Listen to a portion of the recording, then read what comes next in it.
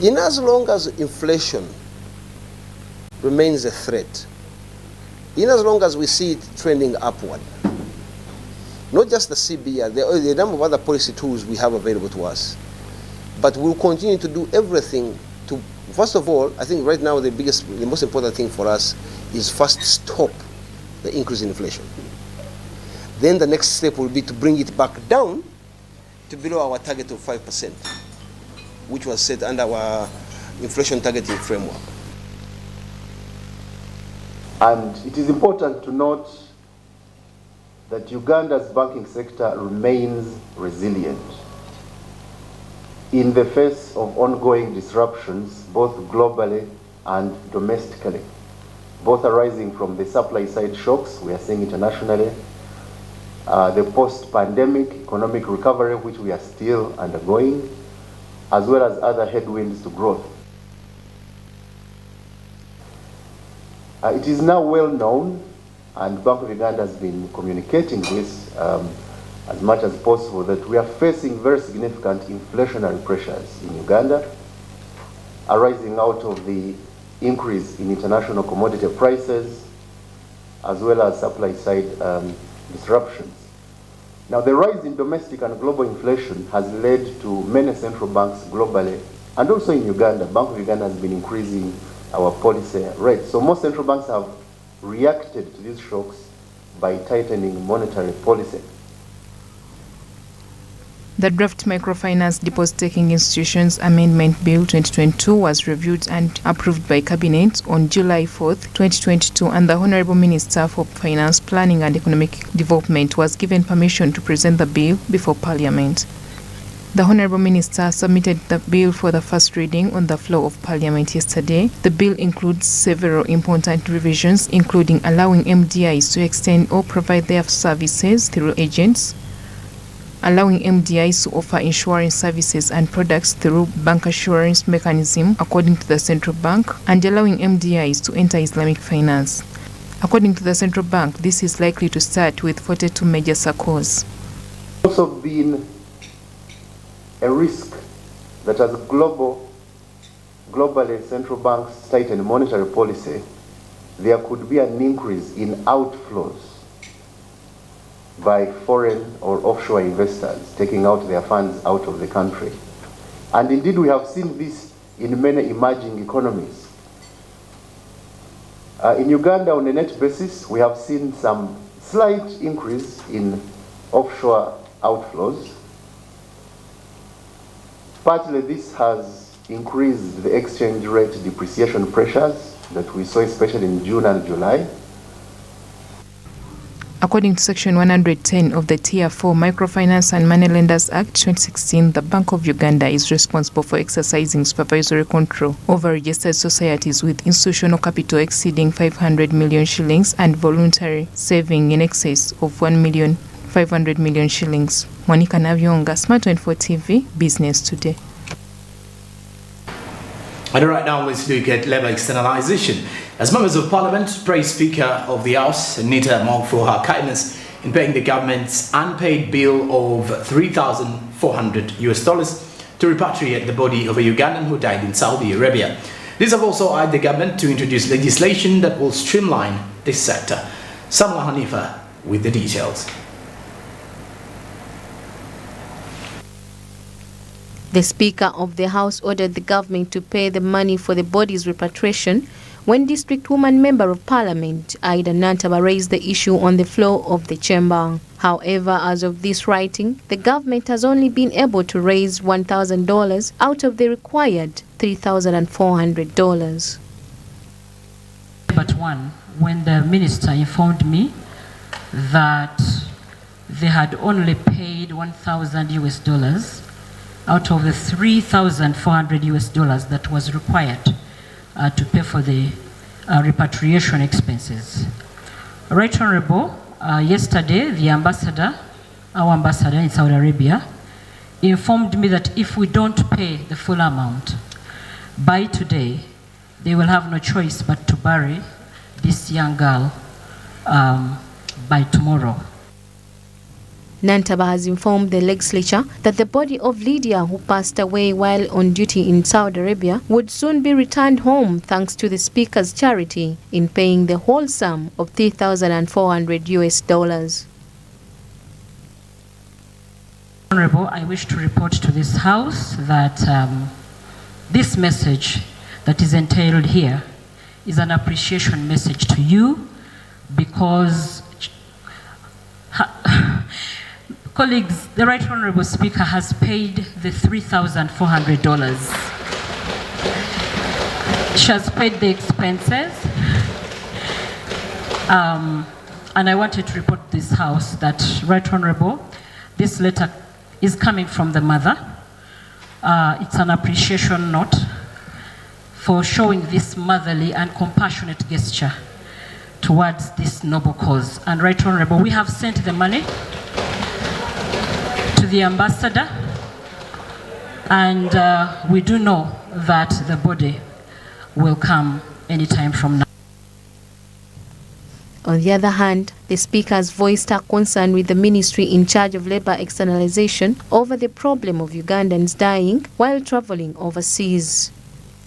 Honorable Genda, you may need to help us in this, that every company that is licensed makes a deposit of 100 million shillings. And if it is true, parting with $3,400 out of the money deposited, what is hard with that? 2, we may need to do an in-depth analysis of these companies. As somebody said, we need to open the veil and know who are the owners of these companies. I gave the old woman money from my salary, not from Parliament, from my own salary, because of what I saw. The government has been tasked by the MPs to introduce a measure that will streamline this industry to restrict workers from leaving Uganda for nations which it does not have bilateral agreements. I've said here in the past and repeatedly that before we allow free transfer of labor from this country, we must have a clear policy. We must have bilateral relations with the particular countries where we are sending our children. Today it came to you as Speaker, and because of your profile we are talking about it. It happens to us on a daily basis. We members of Parliament, we always called upon to contribute for the transfer and repatriation of bodies of our children.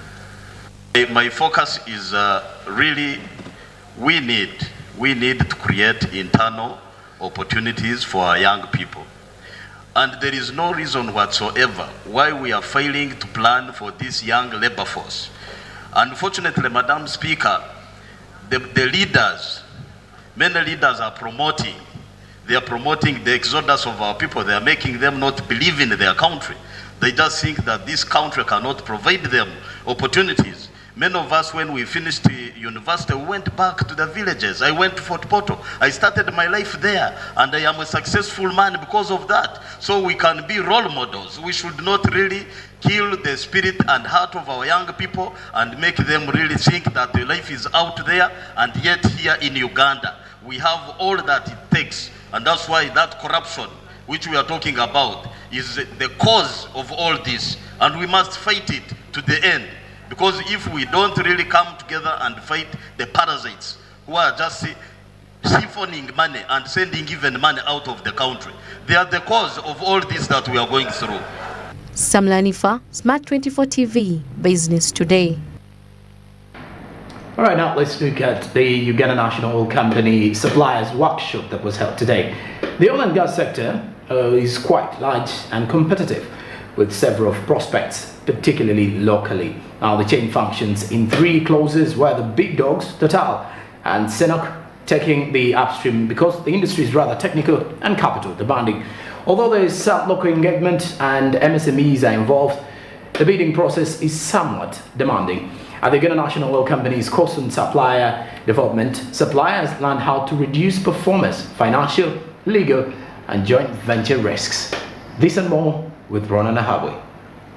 To address potential financial risks and how to manage them, banks have put in place mechanisms on contractor risk and financial management.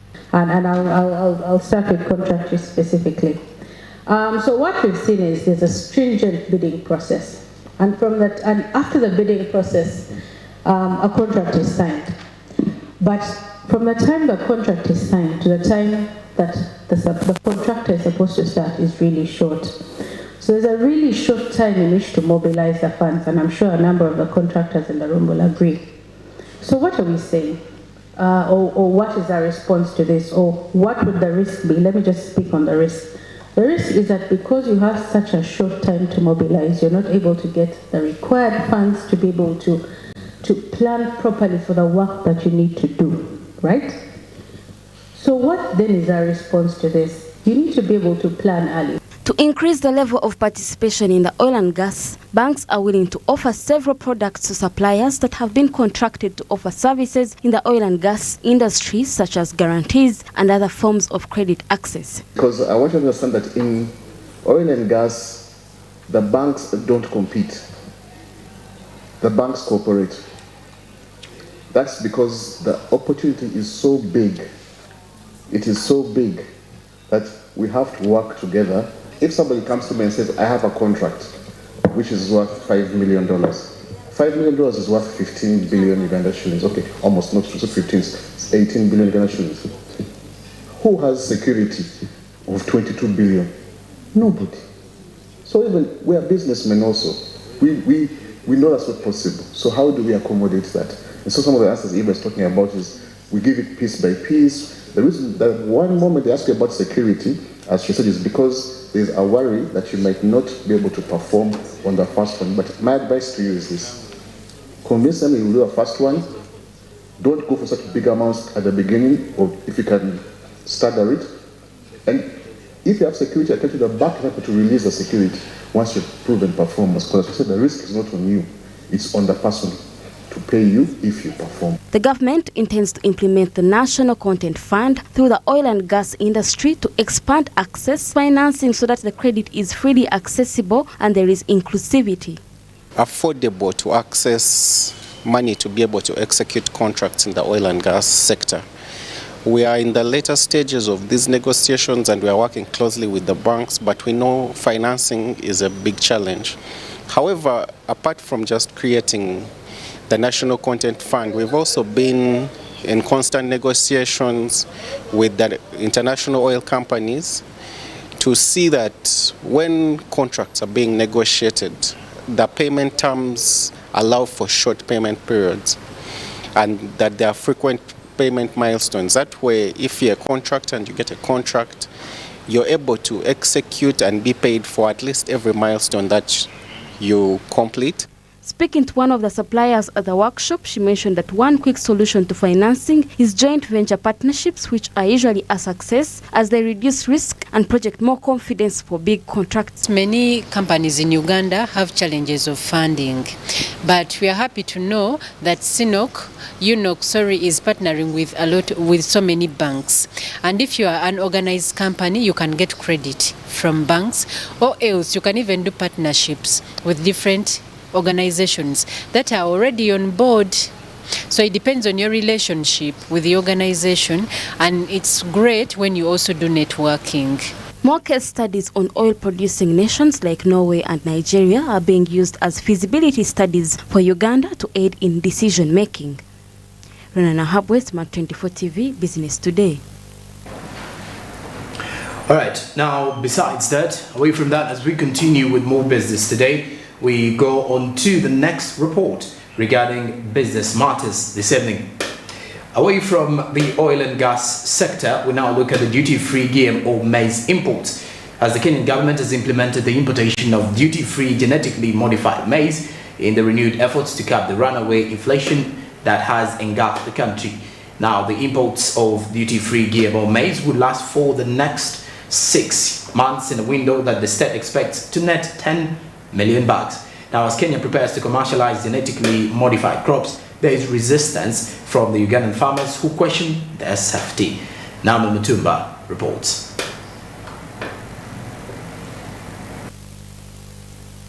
As a result of the costly maize flour, fuel and other basic products, Kenya's monthly inflation rate increased to a 65-month high of 9.6% in October, putting pressure on household budgets and the demand for goods and services.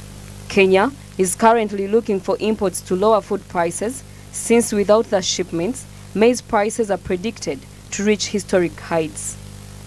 The imports are anticipated to fill the gap left by the reduced harvest following a protracted drought, which caused the price of the essential maize flour to increase to an average of 190 Kenyan shillings in October for the 2-kilogram package from 130 Kenyan shillings at the beginning of the year. With increased food shortages in several sections of the East African region, Uganda remains skeptical about GMOs. Instead, farmers are urged to improve their farming practices. We don't need GMOs to reduce the hunger in Karamoja. We only to change the mindset of the people in Karamoja to embrace farming as well as pastoralism or production of livestock, and to learn the technologies of farming their land, much as it is very prone to drought because it is in the cattle corridor. But if they planted the trees, they have a lot of cow dung.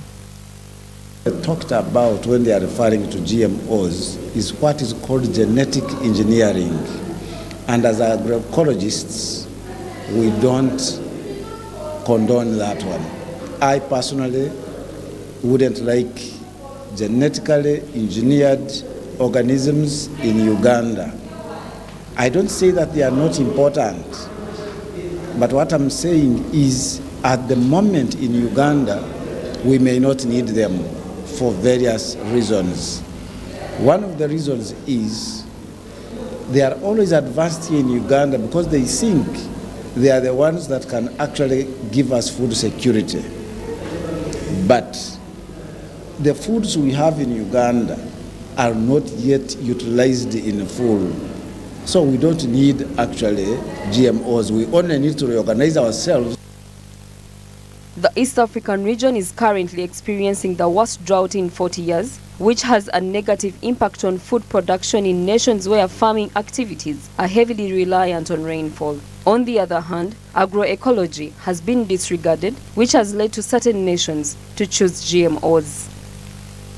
If we followed the elements of agroecology, we have 10 elements of agroecology. I may not recite all of them.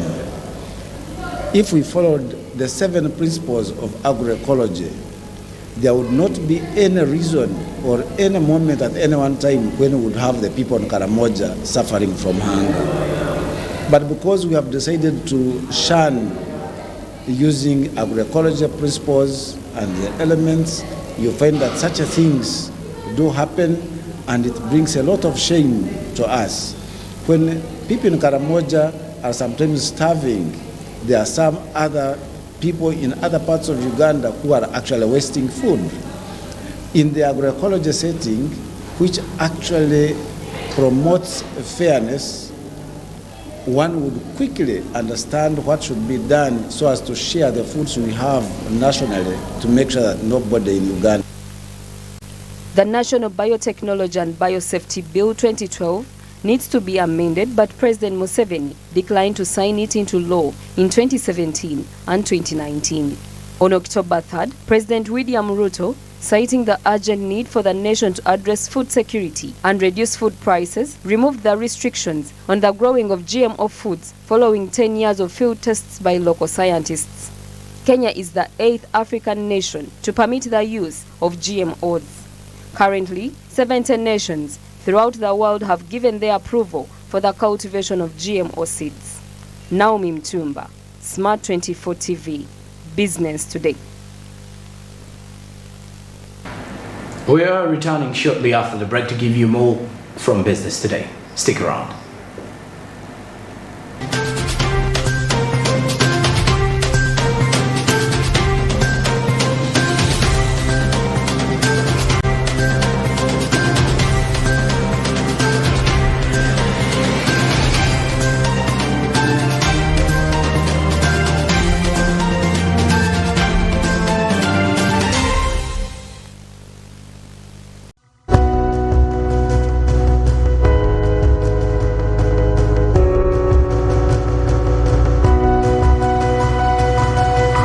Smart 24, driving business.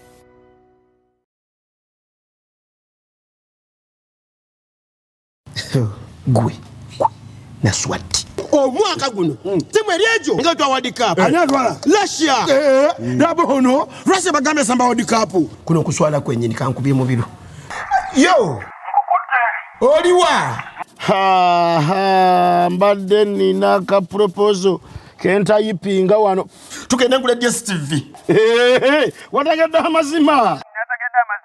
Catch all 64 matches of the FIFA World Cup Qatar 2022 live on SuperSport, here for every fan, only on DStv.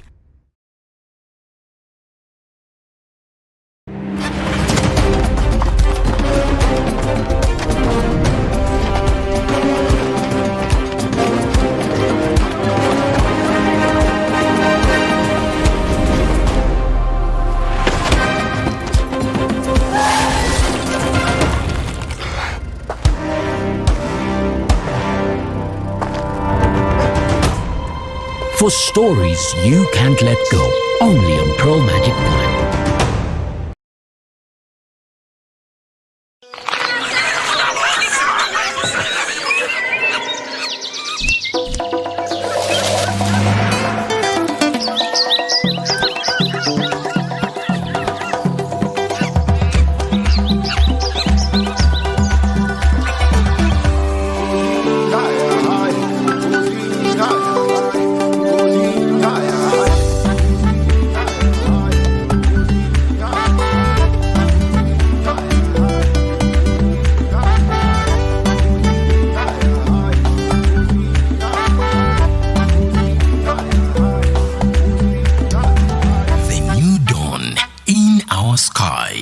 Futinbuto, the taste of Uganda in a new international park.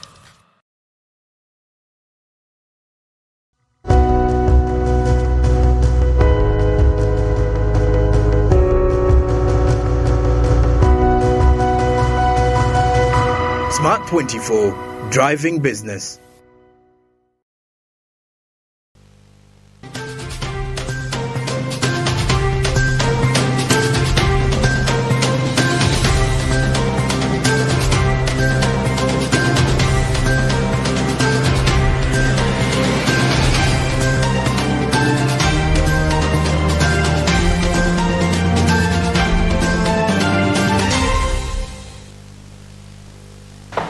We'll be back from the break now. Let's look at the alcohol control bill. With a per capita intake of 26 litres for those over the age of 15, Uganda is one of the highest alcohol consumption, has the highest alcohol consumption rates in Africa. Alcohol is one of the most commonly purchased goods in many countries, and it accounts for 38% of Uganda's tax revenue. The World Health Organization, the Ministry of Health, and the Uganda Alcohol Policy have created an alcohol control bill, nevertheless, to assist limit the negative effects of the inappropriate alcohol use. Mary Goriti Nachiganda reports. So we need to regulate the production, the packaging, and the time for consumption so that Ugandans can be more productive. In Uganda, the manufacture of alcohol is a key economic industry since it provides jobs and a market for agricultural materials. The types of alcoholic beverages consumed in Uganda vary as shown below. Beer at 11%, spirits at 3%, wines at 1%, and others that cannot be recognized at 85%. A strict set of regulations will be put in place by the Alcohol Control Bill, specifically to stop the producers of alcohol that contain hazardous ingredients like ethanol. 60% of the alcohol sold does not have a license and is sold illegally, which costs the government money. To prevent young people from buying cheap alcohol, this bill will further examine the alcohol tax system. Motherland, Uganda, the civil society is crying out, and government cannot ignore the voice of the poor and the needy, which you committed to protect. As I told you earlier, alcohol paid my school fees. Under the subject, Building Momentum for Control of Alcohol Harm in Uganda, Walking the Talk, the chairperson of the Uganda Alcohol Policy Alliance acknowledges the economic contribution of the alcohol industry, but also charges enforcers with putting regulations in place to protect the consumers. If it were possible to save a life with all the silver and gold, people who are here, you'll bear witness with me that there are some people who would never see death. But we are here because life is precious. There is no amount of money that can be exchanged for life. And yes, we appreciate the poverty levels in Uganda, but we know that however much money we collect, and yet our people are dying and fading away, we are losing the battle to poverty, to non-communicable diseases, gender-based violence. Many young individuals explain their drinking habits by blaming it on the boredom, unemployment, and other issues that lead them to seek company in bars. As a result, George Mutekanga, the Assistant Commissioner in charge of private schools at the Ministry of Education, urged parents, NGOs, and the government to give youths transferable skills in order to stop the problem of unemployment fueling alcoholism. Some people are not taking alcohol for the sake of taking alcohol, but they are frustrated, they are unemployed. They have nothing to do. Consumers should take it upon themselves to conduct due diligence on the things they put into their bodies because the distribution of fake alcoholic products is still high and unchecked on the market. Mary Goit Nachiganda, Smart 24 TV, Business Today. All right, now let's look at the girl child skilling. As the project to train girls was led by President Yoweri Museveni as a means of giving young people economic options. This has been successful for many years, and today we examine how well it performed in light of the high unemployment rate in the nation. The non-government organizations have been inspired by the mentioned issue to work together to provide the underprivileged with skills. We have more. A State House program called the Presidential Initiative on Skilling the Girl Child was suggested by His Excellency the President. It aims to empower girl children through the development of skills among girls and women in urban and rural settings, which will improve their entrepreneurial capacities, lead to the creation of jobs, and result in a greater standards of living. The government has consistently tried to come up with various development programs, but according to Mbujuro Margaret, the founder of the Save the Disadvantaged Foundation, it has not yet achieved its goals because NGOs have been excluded from the fight against unemployment.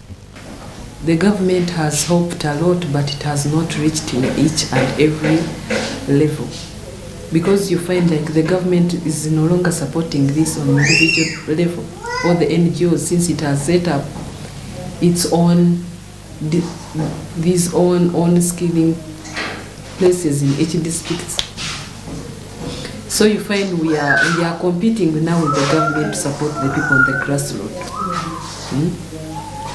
It is like MPs, like the local leaders that come in those areas do, but as a government, it is not going to help us too much concerning on empowering these people on the grassroots. NGOs play a significant role in Uganda's development process. Unfortunately, over time, their ability to implement and complete their purpose has been hampered by a lack of technical and organizational capacity, and few organizations are able or willing to engage in the training to increase capacity. Because you find people are living in poverty. These people, even if you say pay money, they can't afford. These people, at the end of the course, they do DIT exams. That is 70,000 per child. That money goes to DIT. But I guarantee you they cannot even afford, since they live on 1 meal per day. 2, they cannot get materials. They need materials. 2, they need a starting capital. Yes, we give them a starting capital as an organization. We give them a starting tool. But that is not still enough. We need to follow up.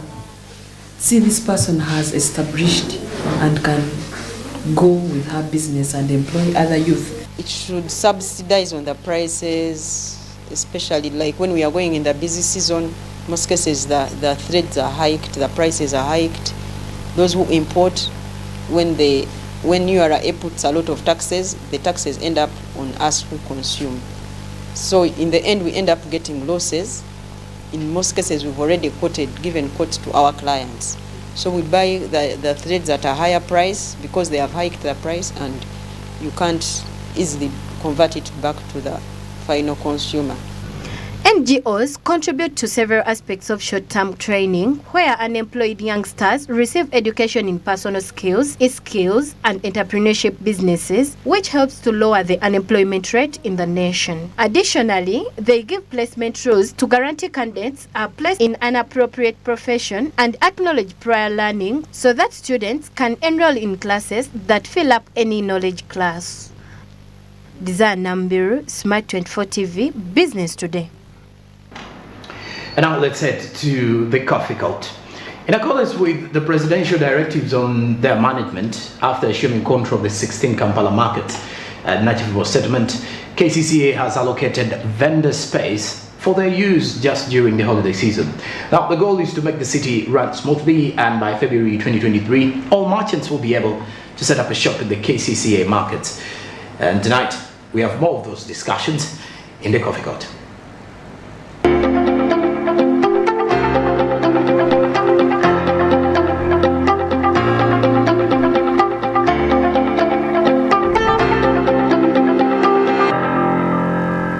Well, it's a pleasure and thank you for joining us on this coffee court where we daily discuss critical matters.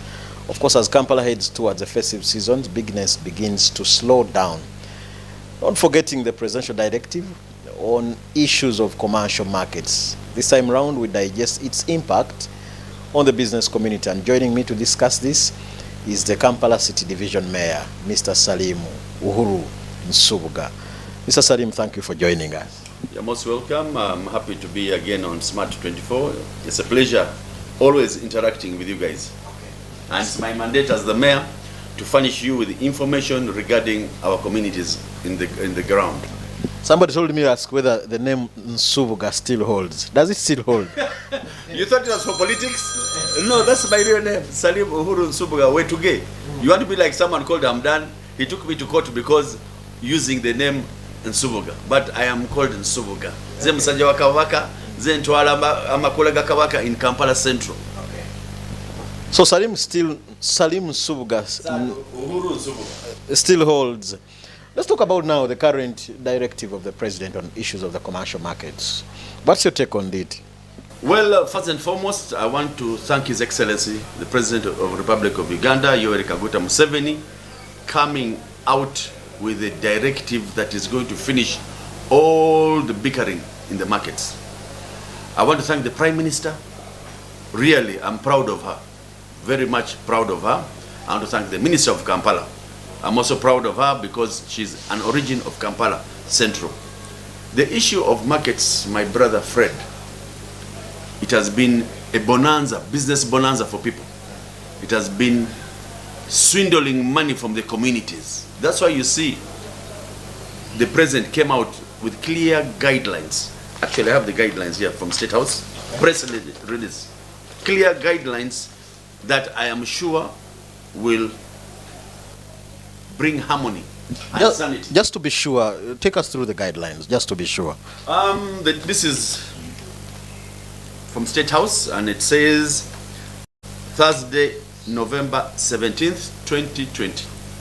President Yoweri Kaguta Museveni meets officials on KCCA markets. Good enough, I happen to be in that market. I mean in the meeting at State House. Issues and guidelines on governance of markets. Let me read them for you now. Number one, let's begin with here. I don't want to go into the long story. Number one, KCCA should take over the administration of all government markets in the city. Not one in particular, but all of them. That the governance, that is the administration, the collection of money, the management, the utilities, all that is going to be paid by KCCA. Okay. No vendor shall or should occupy more than one stall. You know, Bana Fred, you will see someone, example Salim Uhuru, owning 20 slots of shops in Owino market, or in Nakasero market, or in Wandegia market. So all that has been stopped. I will only own one. No politician, by the way. It is the vendor. In the whole of Kampala? The vendor, Omuntu wa wansi, is the beneficiary for this. Because when we were in town, when I moved in town, the Batembeyi, the vendors, you know what they used to tell me? Mutugobi muchivuga, temutu agala, temutu fuddeko. So this is what we told the president. Okay. 3, the meeting should agree on who is responsible for utilities. Because now if I have a machine, ekuba binyewo, I should pay my bill. Okay. If I have an ice cream machine in the market, or sealing machines, there are people who have commercial machines, pay your bill. As an individual. You get your meter, you pay your bill. Then there's the sheds of KCCA. Those who are in shelters. KCCA is going to pay that bill because they're under KCCA. There should be a reasonable amount of imposer being collected. Amount of fee for items coming to the market. Okay. So they're going to choose a reasonable fee, and cabinet is going to come out with that resolution of how much money is to be collected from the vendors at the markets. The meeting should agree on the figures. Upon discussion of the following were agreed upon. Vendors should stop paying. Vendors will be paying KCCA, and it will be responsible for monthly or annual stalls, stroke lockups, occupancy. B, there should be impose a limited figure of amount of money. Utilities will decide on consumption. National Water will add on more service stand pipes. Okay. They have the prepaid meters, so they're going to add more in in the toilet facilities. KCCA will take over responsibility of garbage collection. On the distribution of workspaces, the existing vendors in the government markets will be given priority, first priority, to take place. To take the stalls. On Kiseka market, can we talk about Kiseka market? That's okay, because we are talking about commercial issue. You very well know the last time you were here in the interview, we were looking for spaces, workspaces for our people. So I thought that virgin land that is there would be the best for the Batembeyi during the Christmas season. So we were guided, wise decision by the president. He says, no, Uhuru, we don't need Katogo down here. We don't want to put mechanics, abafumba, selling clothes, abatembeyi here. It will be a Katogo, which we don't need. Let that Kiseka remain for the mechanics, the spares, and those who are fixing cars. But even where you put them at Kalere, the place is not functioning. That is not ours. That's not our place. They are renting. So I got an option of Nachivubo settlement, which the president agreed on temporary terms, is to put the Batembeyi next week. Actually, we're going to put them there because they requested for where they had requested for the streets for the Christmas season. So we told them, no, we're not accepting any more streets, vending. Let us get an alternative space for you. So the alternative space is Nachivubo settlement. They are going to be there for strictly 2 months, because the president asked me, now Uhuru, ata abana baffe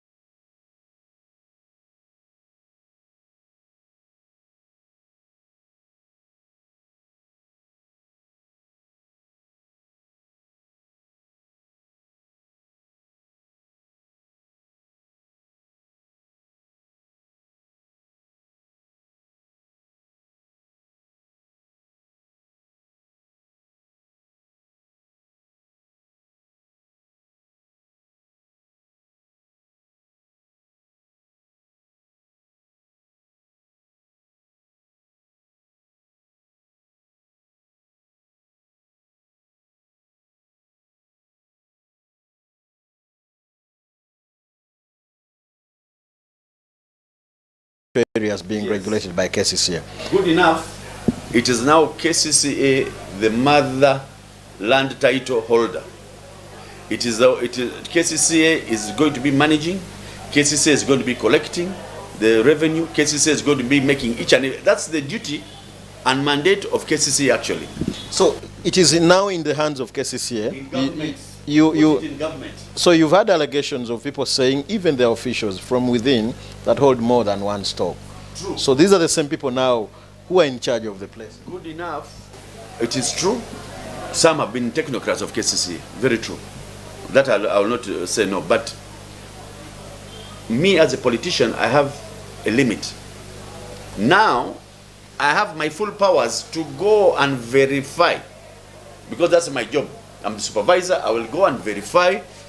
This is for Fred, yes. This is for Uhuru, yes. This is for who and who, yes. But nobody, there's no more issue of landlord. I can promise you, my brother. That's why I want to thank the Prime Minister. She went to Eyewitness, personally on ground. Chiche Chirio, what is there on ground? And came out with recommendations that are being implemented. No shortcut on that. So you only... I was with the ED yesterday in the handing over ceremony of the chairpersons. I told her the same thing. The technocrats are not angels, they're trouble causers. But good enough, I am there because I'm going to be answerable. The president is going to call me and ask me, what did you do? You want me to begin kunagira in front of the president? I will give him genuine answers for the best of our people, our citizens of Uganda, our people of Mutua Wansi, and my NRM government at large. You've had people say these are commercial areas, these are commercial issues. But some say we have put politics into these commercial issues. That's the reason we are what we are now. Partly I will say yes, and partly I will say no. My brother, politics is everywhere, even in your home. Even in your home. There's leadership in my home. That is already politics. Even me in my home. Because I remember I was not supposed to stand as a mayor Kampala Central Division. I can assure you. I said I'm going to come. My wife said, "You told you be a mayor. You will not accept you." She ended up supporting me fully to win the seat of what? Mayorship. That shows you everything in Kampala must. You cannot. You see when that one selling Lumonde on the road. You put people power and begin saying people power, our power. It cannot happen. Other than the privilege NRM brought, the privilege of people choosing the choice of leadership or choice of party. But this is now an NRM government. Your worship, commercial areas which are not governed by, you only govern 16 markets. Yes. The others which are not being catered for by KCCA are in peace, and those that government are now in charge are the ones that could be having issues. I think the bigger problem, the problem could be bigger than this. No, that's not true. Actually, the biggest problem was the money collection. That's the biggest problem, money collection. People would use that money, then terrorize people. People would use money. I had someone commenting that politicians were asking money. Please bring them out. Ashame them. Come and say, Salim Uhuru asked me for 10 million. Ashame him. Don't keep quiet. But if you come up saying that politicians are asking for money, who are they? You come out, ashame them, because I do not really see what a politician is doing in a market. A politician is supposed to be governing, trying to see our communities are comfortable where they are. They have all the service they need from government, but not to go and squeeze them and get money from them. No, I don't think that is very nice for a politician. So we use our markets, we use our borders where we need politics, we engage them. Because they are our supporters. I've not heard you talk about the bigger problems like prices of water in these areas, issues of prices of electricity. You seem to be only concentrating on a few and leaving out the other bigger picture. I was on somewhere live also on Smart TV somewhere. I talked about the issue, there was load shedding.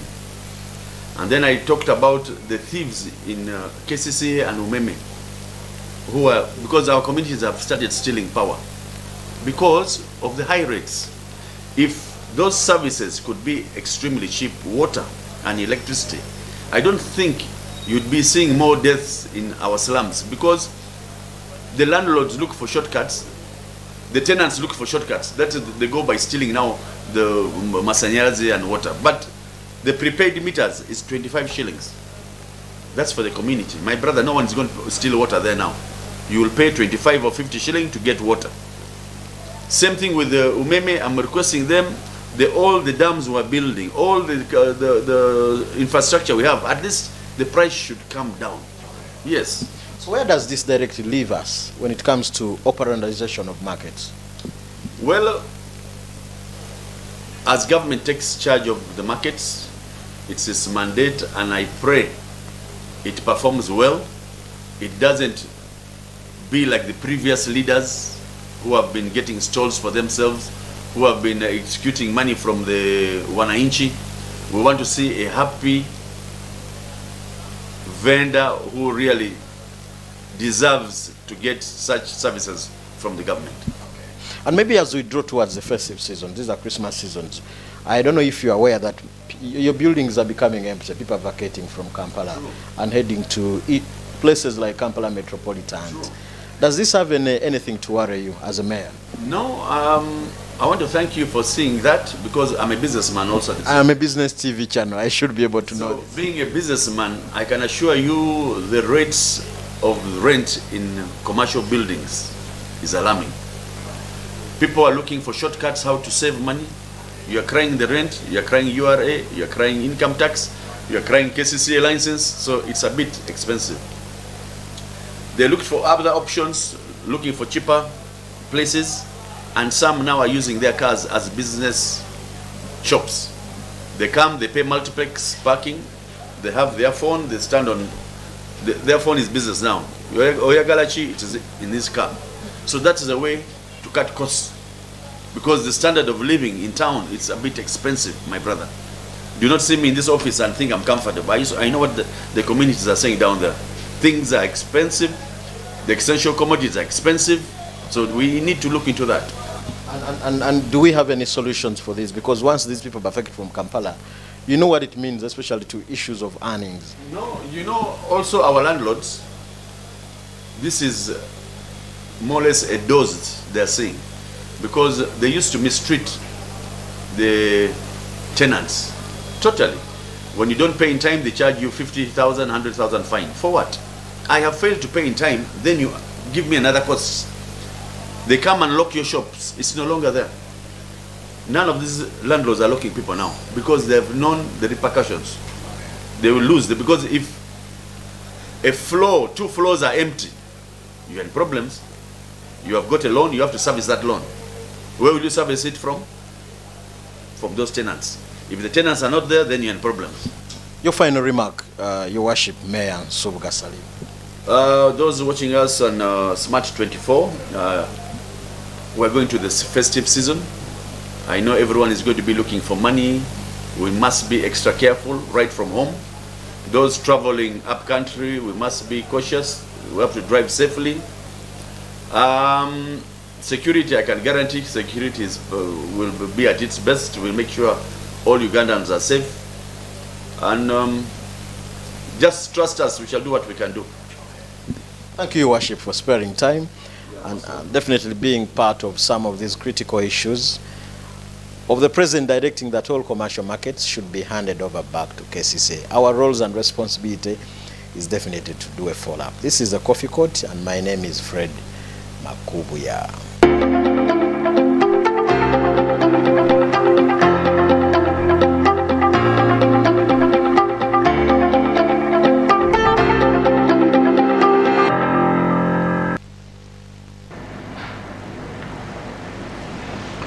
Many thanks for joining us tonight in Business Today. I'm Joran Paul Sunko with Winnie Williams and Nagauchi on the sign language. We've been coming to you live for a block 42, Nile Avenue. Have yourselves a blessed night.